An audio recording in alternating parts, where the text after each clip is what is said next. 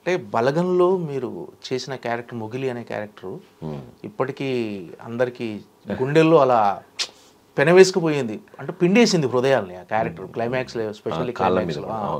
So బలగం తర్వాత మీ ఏమన్నా మారిందా అన్న కెరీర్ కానీ ఏమన్నా?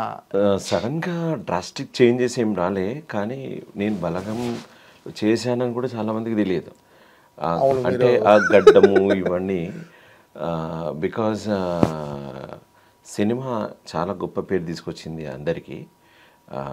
అందులో యాక్టర్గా నాకు అవకాశాలు రాలేదు, కానీ అంతకుముందు చేసినటువంటి సినిమా ఆకాశవాణి చూసి గాలి సంపత్ అండ్ బలగం సినిమా వచ్చింది. ఆ సినిమా ఫ్లో నడుస్తూ పోయింది. ఓకే.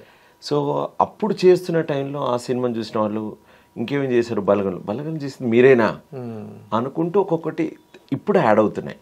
ఓకే. సో అందరూ మెల్లిమెల్లిగా అంటే కొంచెం ముందుకెళ్తుంది.